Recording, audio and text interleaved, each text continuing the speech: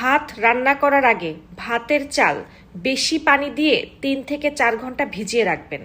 তারপর ভালো করে ধুয়ে চুলায় দিবেন। আর ভাত যখন এইভাবে হয়ে আসবে তখন আপনি 3 বার কালেমা পড়বেন এবং 3 বার ইয়া শাফি ইয়া শাফি ইয়া শাফি বলে ফু দিবেন। আর যে কোনো তরকারি রান্না করার সময় যখন নাড়ুনি দিয়ে নাড়া দেন তখন 1 বার দুরূদ শরীফ আর 3 বার কালেমা পড়ে ফু দিবেন। ইনশাআল্লাহ আপনি যদি রান্না নাও পারেন দেখবেন আপনার খাবারে অন্যরকম একটা টেস্ট পাওয়া যাচ্ছে। আর খাবারে এত বেশি বরকত পাবেন যে সারাদিন খেলেও খাবার শেষ হবে না। এবং বাসায় খাবার খেয়ে কারোর কোনো গ্যাস হবে না, এবং যদি কারোর গ্যাসের সমস্যা থাকে ইনশাআল্লাহ চলে যাবে। আলহামদুলিল্লাহ আমার বাসায় কারোর কোনো গ্যাসের সমস্যা নেই, কোনো পেটের সমস্যা নেই, কারণ আমি যে কোনো কিছু রান্না করার সময় 1 বার দুরূদ শরীফ, 3 বার কালেমা এবং 3 বার ইয়া শাফি ইয়া শাফি ইয়া শাফি আমল করে তারপরে রান্না করি। আপনি যদি আপনার পরিবার, স্বামী, সন্তানের সুস্থতা চান তাহলে এই